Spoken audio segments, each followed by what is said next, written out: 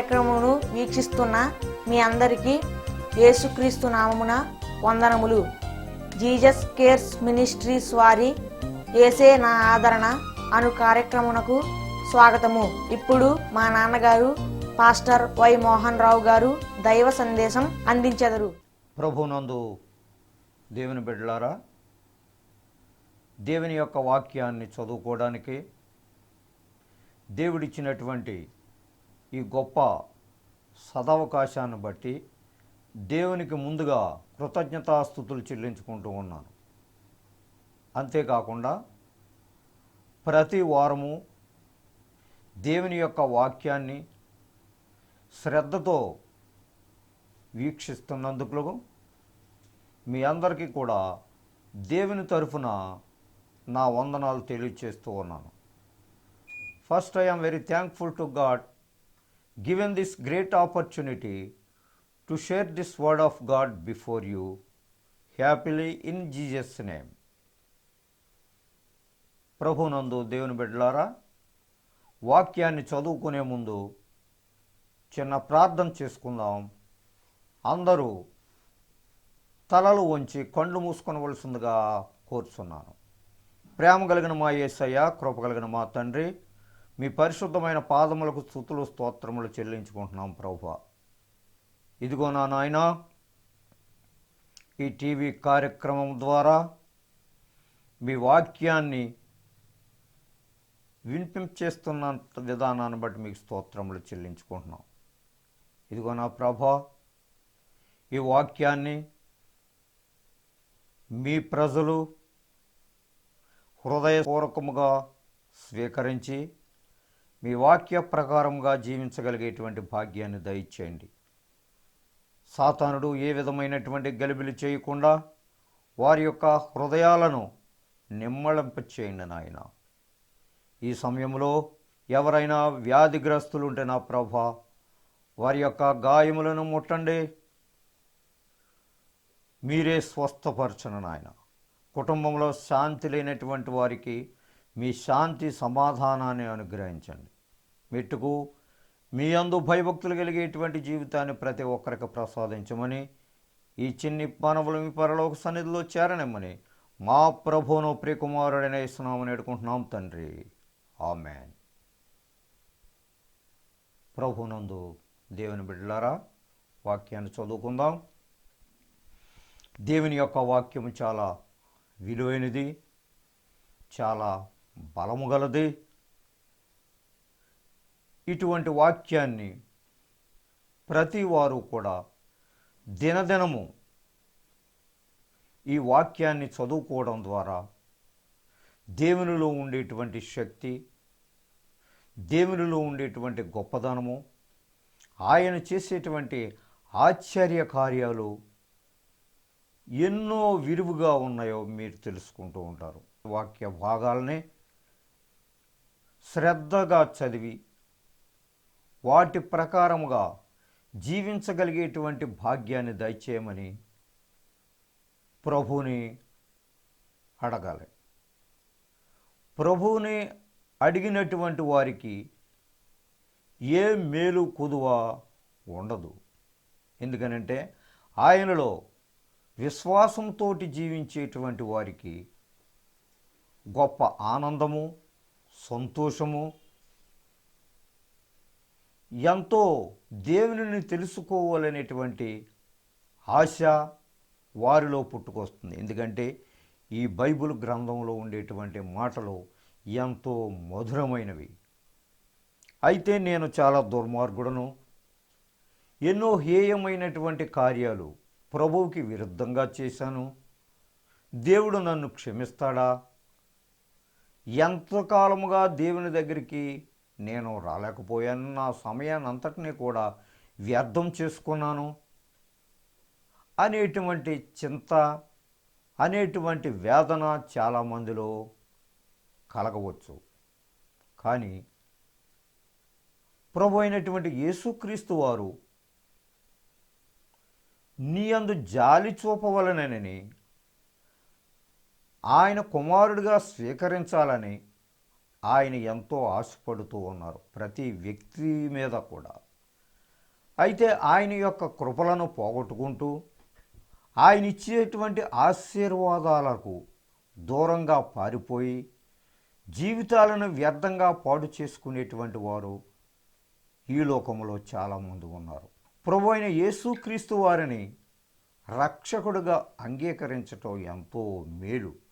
ప్రతి వారు కూడా మారు మనసు పొంది ఆయన ఇచ్చేటువంటి రక్షణ భాగ్యాన్ని స్వీకరించాలి. ఈ సందర్భంలో అపోస్తులైన పౌలు హెబ్రీయులకు రాసినటువంటి పత్రిక 8వ అధ్యాయము 12వ వచనములో ఈ విధముగా మాట్లాడుతూ ఉన్నారు. హెబ్రీస్ చాప్టర్ 8 వెర్స్ 12, నేను వారి దోషముల విషయమై దయగలిగి వారి పాపములను ఇకను ఎన్నడును జ్ఞాపకము చేసుకొననని ప్రభు సెలవిస్తూ ఉన్నాడు. దేవునికి స్తోత్రం, హల్లెలూయా. చూసారా, నేను వారి దోషముల విషయమై దయగలిగి, ఎన్నో రకాలైనటువంటి దోషములు, ఎన్నో రకాలైనటువంటి పాపకార్యములు, ఎన్నో రకాలైనటువంటి హేయమైనటువంటి క్రియలు ప్రభువారికి విరుద్ధముగా చేసి ఉండేటువంటి ప్రజలు చాలామంది మనలో ఉన్నారు. అయితే ప్రభువుని ఎరుగుండి కూడా ప్రభు స్వంత రక్షకుడుగా అంగీకరిస్తే ఎంతో మేలు అని తెలుసుండి కూడా ఆయన యొక్క వాక్యాన్ని విని వాక్య ప్రకారముగా జీవించటం ఎంతో మేలు అని తెలుసుండి కూడా వారి యొక్క దోషములు దేవునికి విరుద్ధముగా కనపడటం వలన దేవుని దగ్గరికి చాలామంది రాలేకపోతున్నారు. అటువంటి వారి కొరకు దేవుడు ఏం చెప్తున్నాడంటే, ఈ వాగ్దానము, వారి దోషముల విషయమై దయగలిగి నీవు చేసినటువంటి దోషములను నేను అన్నటనే జ్ఞాపకము చేసుకొనను. నీవు చేసినటువంటి హేయమైనటువంటి కార్యకలాపములు నేను అన్నటికీ కూడా జ్ఞాపకం చేసుకొనను. నీవెంత దుర్మార్గుడమైనప్పటికీ కూడా, నువ్వెంతో చెడ్డవాడమైనప్పటికీ కూడా, నా యందు నీవు భయభక్తులు లేనటువంటి జీవితాన్ని జీవించినప్పటికీ కూడా నీ యొక్క దోషములను నేను జ్ఞాపకం చేసుకొనను. ఎందుకనంటే నేను గొప్ప దేవుడును, సర్వశక్తి గల దేవుడును. నీవు నా దగ్గరకు ఎప్పుడు వస్తావా అని నేను ఎదురు చూస్తూ ప్రేమ కలిగేటువంటి దేవుడును, దయగలిగినటువంటి దేవుడును, కరుణామయుడును. ఇటువంటి దయగలిగినటువంటి దేవుని యొక్క స్వరాన్ని నీవు వినటానికి ప్రయత్నం చేయాలి. నీ హేయమైనటువంటి కార్యాలన్నింటినీ కూడా నీవు తీసివేసుకోవాలి. అలా తీసివేసుకున్నట్లయితే దేవుడిని యందు జాలి కలిగినటువంటి మనసు కలిగి ఉంటారు. ఆయన యొక్క ఇచ్చేటువంటి ఆశీర్వాదాన్ని నీకు ఇవ్వటానికి ఆయన ఎదురు చూస్తూ ఉన్నారు. నీ యొక్క బాధలలో, నీ యొక్క వేదనలలో ఆయన సహాయం చేయటానికి ఆయన సిద్ధంగా ఉన్నారు. అయితే నీవు దేవునికి దూరంగా జీవిస్తూ ఉన్నావు. ఎందుకనంటే నీ యొక్క హేయమైనటువంటి కార్యకలాపముల ద్వారా, దేవునికి విరుద్ధమైనటువంటి కార్యకలాపముల ద్వారా దేవునికి దూరం అయిపోతున్నావు. నీ చెడ్డ తలంపుల ద్వారా దేవునికి దూరం అయిపోతూ ఉన్నావు. నీ మనసు నీకే తెలుస్తూ ఉన్నది. దేవుని దగ్గరికి నీవు ఎంతవరకు నీవు వస్తున్నావు, దేవునికి నీవు ఎంత దూరం అవుతున్నావు అనేటువంటి సంగతి నీకు నీవే తెలుస్తూ ఉంది. అందులోకి దేవుని దగ్గరకు రాలేకపోతున్నావు. అయితే దేవుడు చెప్పినటువంటి వాగ్దానం ఏంటంటే, వారి దోషముల విషయమై నేను దయగలిగి చూపించేటువంటి దేవుడు. నీ దోషాలని ఎన్నటికీ నేను జ్ఞాపకం చేసుకోను అని దేవుడు ఇక్కడ మనకు వాగ్దానం చేస్తూ ఉన్నారు. కాబట్టి ఇటువంటి దోషక్రియలను నీవు చేయటం మానివేయాలి. ప్రభువారి బిడ్డల పట్ల హేయమైనటువంటి కార్యకలాపాలు, లేకపోతే చేతకానటువంటి రాజకీయాలు, స్వలాభం కోరేటువంటి పనులు, దుర్మార్గమైనటువంటి క్రియలు, మంచి ఏ విధముగా కూడా ఏ కోణంలో చూసినా మంచి స్వభావం నీలో కనబడటం లేదు. అవే దేవునికి హేయమైనటువంటి కార్యాలు.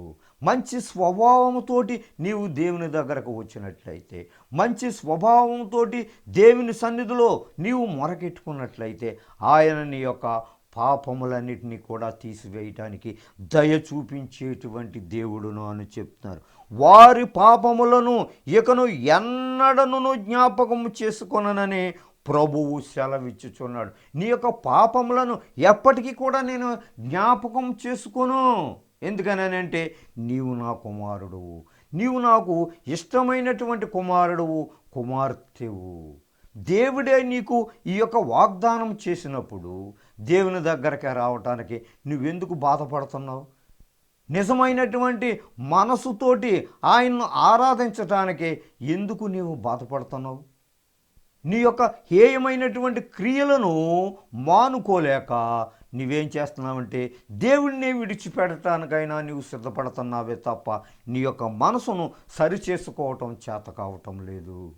ఎంతసేపు కూడా ఈ లోకంలో ఉండేటువంటి కార్యకలాపాలలోనే నీవు నిమగ్నం అయిపోతున్నావు. దేవుని గురించి ఆలోచన ఎంత మాత్రమో కూడా లేదు. నా కుటుంబంలో గొప్ప కార్యాలు ఈ దేవుడు చేశాడు.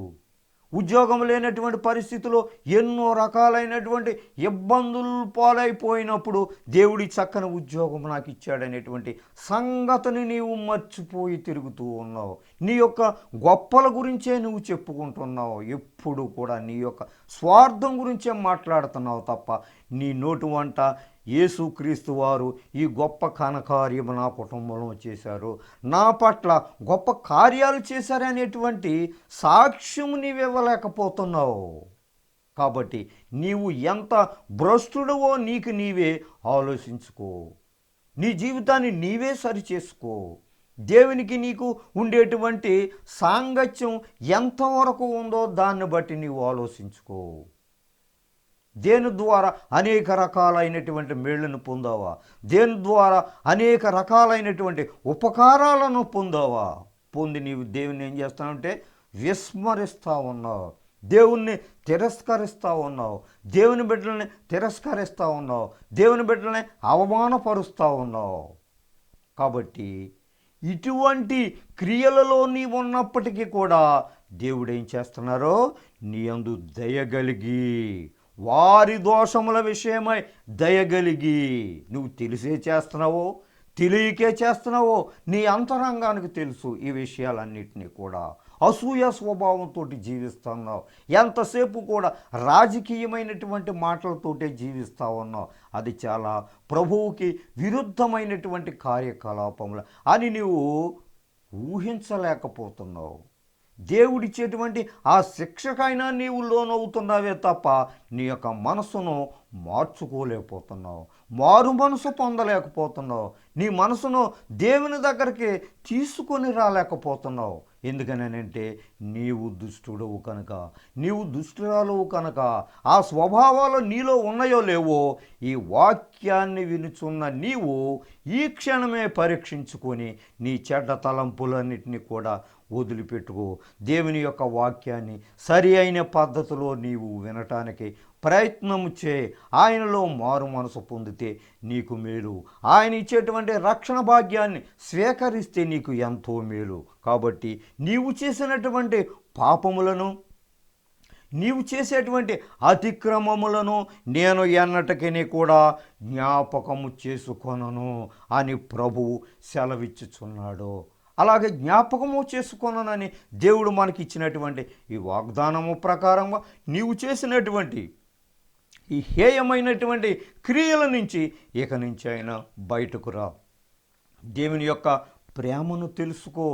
దేవుడిచ్చేటువంటి వరాలను స్వీకరించు. దేవుడిచ్చేటువంటి ఆశీర్వాదాలను పొందుకోవటానికి ప్రయత్నం చేయి. ఆరోగ్యముగా నీవు ఉన్నంతకాలం కూడా దేవుడు నీకు జ్ఞాపకం రాడు. ఆరోగ్యం క్షీణించిన తర్వాత దేవుడు జ్ఞాపకం వస్తాడు. అటువంటప్పుడు నీవు ఏం చేస్తావంటే దేవుని సన్నిధిలో ఎన్నో రకాలుగా ప్రాధేయపడి ఆయన పాదాల చెంత బ్రతిములాడుకొని బాధపడతావు. అయితే నీకు ఆరోగ్యం ఉన్నంతసేపు కూడా దేవునిని లెక్క చేయలేనటువంటి పరిస్థితుల్లో ఉంటావు. కాబట్టి ప్రభునందు ప్రియులారా, దేవుని యొక్క గొప్పతనాన్ని నీవు రుచి చూసుకొని దేవుడిచ్చేటువంటి ఆ యొక్క గొప్ప తలాంతులను నీవు స్వీకరించటానికి సిద్ధముగా ఉండాలని దేవుడు కోరుతున్నాడు. ప్రభువు ఎప్పుడూ కూడా నీవు చేసినటువంటి పాపములను, నీవు చేసినటువంటి అతిక్రమములను, ఈ దోషమైనటువంటి క్రియలను జ్ఞాపకం చేసుకొనడం అని దేవుడు సెలవిస్తూ ఉన్నాడు. కాబట్టి ఆయన వాక్య ప్రకారముగా నీవు దేవునిలోకి రావటం నీకెంతో శ్రేయస్కరము. యెషయా గ్రంథము 43 అధ్యాయము 25వ వచనములో ఈ విధముగా మనతో మాట్లాడుతున్నారు. The book of Isaiah chapter 43 verse 25. నేనే నా చిత్తానుసారముగా నీ అతిక్రమములను తుడిచివేయుచున్నాను. దేవునికి స్తోత్రం. చూసారా ఎంత చక్కని మాట. నేనే నా చిత్తానుసారముగా నీ అతిక్రమములను తుడిసివేయుచున్నాను. నేనైనా క్షమించేటువంటి దేవుడును.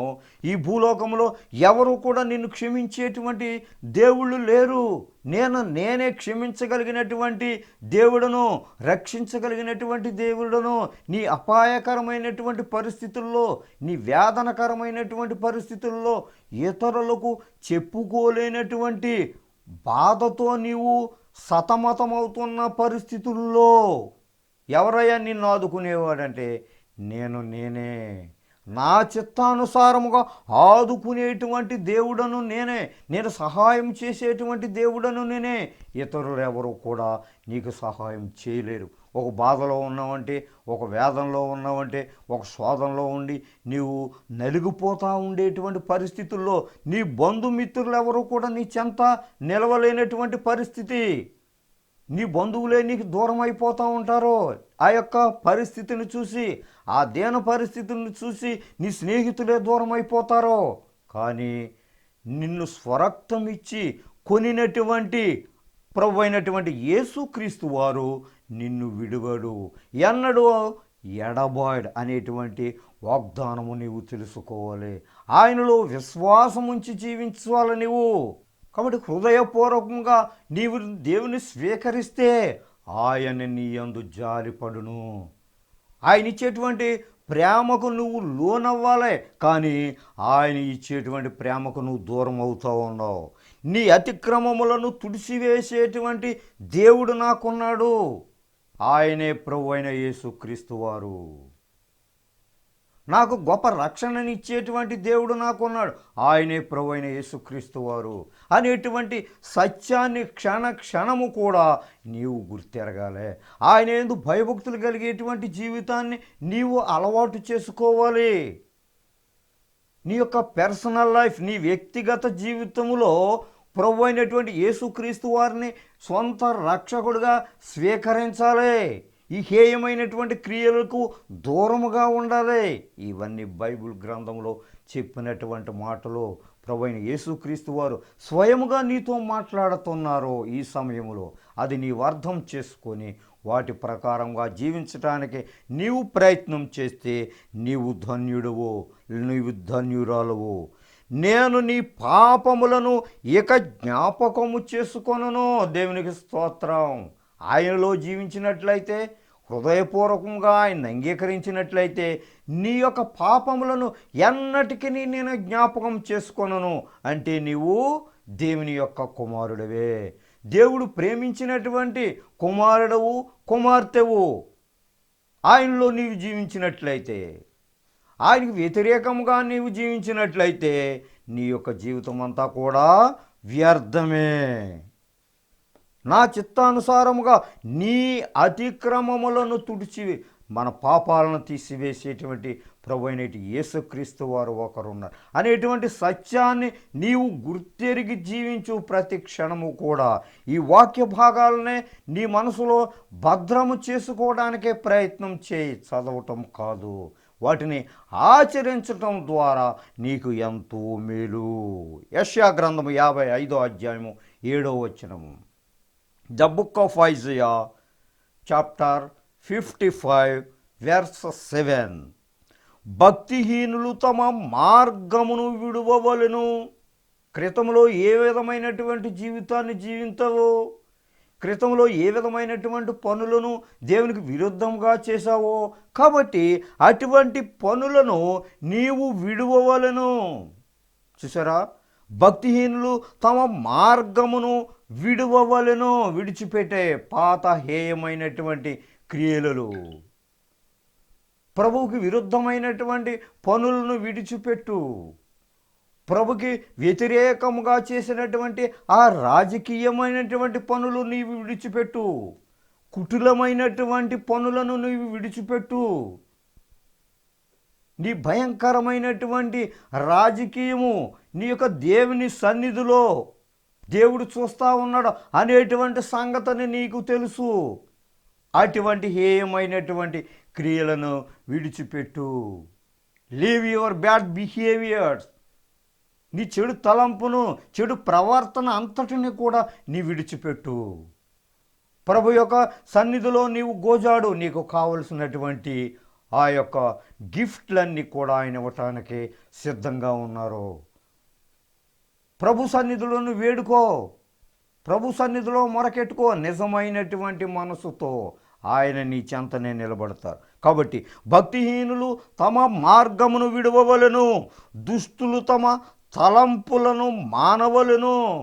చూసారా ఎంత చక్కగా చెప్తున్నారు.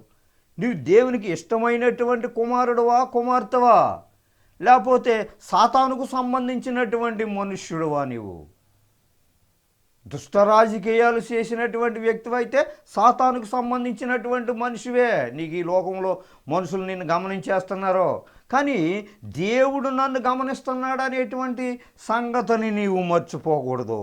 దుష్టులు తమ తలంపులను మానవలను, వారు యెహోవా వైపు తిరిగిన ఎడల ఆయన వారి యందు జాలిపడును. ఇక నుంచి ఆయన దేవుని తట్టు తిరుగు. నీకు రక్షణ ఇచ్చేటువంటి దేవుని తట్టు నీ చేతులు చాపు, ఆయన బిడ్డగా స్వీకరిస్తారు. కాబట్టి దుష్టులు తమ తలంపులను మానవలను, మానేం చేయాలి? ఆయన వైపు తిరిగిన ఎడల, ఆయన వైపు చేతులు చాచిన ఎడల ఆయన కుమారుడిగా స్వీకరించటానికి ఆయన ప్రేమతో ఆహ్వానిస్తున్నారు నిన్ను. ఈరోజు విన్నటువంటి సంగతులను నీవు మర్చిపోకు. దేవుడు నీ కొరకే ఈ సంగతులన్నిటినీ కూడా బయలుపరిచారనేటువంటి సంగతిని నీవు మర్చిపోకో. కాబట్టి నీవు దుష్టుడువో, దేవునికి మంచి మనసుతో ప్రార్థన చేయగలిగినటువంటి వ్యక్తివో నీవు ఆలోచించు. కాబట్టి ఆయన వైపు తిరిగిన ఎడల ఆయన వారి యందు జాలిపడును. ఇంకా వారు మన దేవుని వైపు తిరిగిన ఎడల అనగా ఆయన బహుగా క్షమించును. ఆయన వైపు తిరిగినట్లయితే నీ పాపక్రియల నుంచి, నీ హేయమైనటువంటి క్రియల నుంచి, నీ చెడ్డ తలంపుల నుంచి, దుష్ట రాజకీయాల నుంచి నీవు దేవుని వైపు తిరిగితే, ఆ రాజకీయాలను విడిచిపెట్టి దేవుని వైపు తిరిగితే ఆయన బహుగా క్షమించును.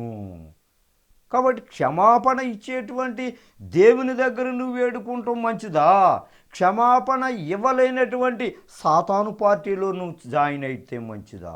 నీకే పార్టీ కావాలి? దేవునిలో జీవించాలని ఉందా?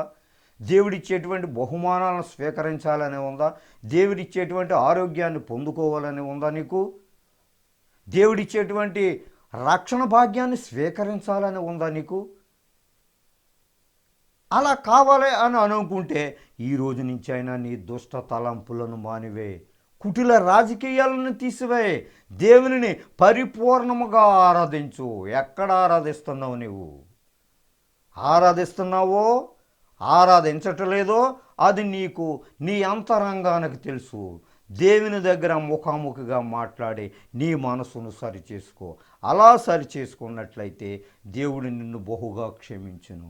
అలా క్షమించిన తరువాత ఆయన ఇచ్చేటువంటి ఆశీర్వాదాలకు నీవు అర్హుడు అవుతావు. అటువంటి కృప దేవుడు మనందరికీ దయచేయునుగాక. రోమేలకు రాసిన పత్రిక 12వ అధ్యాయము 3వ వచనం నుంచి 10వ వచనం వరకు ఇలా రాయబడి ఉన్నది. తన్ను తాను ఎంచుకొన తగిన దానికంటే ఎక్కువగా ఎంచుకొనక దేవుడు ఒక్కొక్కనికి విభజించి ఇచ్చిన విశ్వాస పరిమాణ ప్రకారము తాను స్వస్థ బుద్ధి గలవాడొకటకై తగిన రీతిగా తన్ను ఎంచుకొనవలనని నాకు అనుగ్రహింపబడిన కృపను బట్టి మీలోనున్న ప్రతివానితోనూ చెప్పుచున్నాను.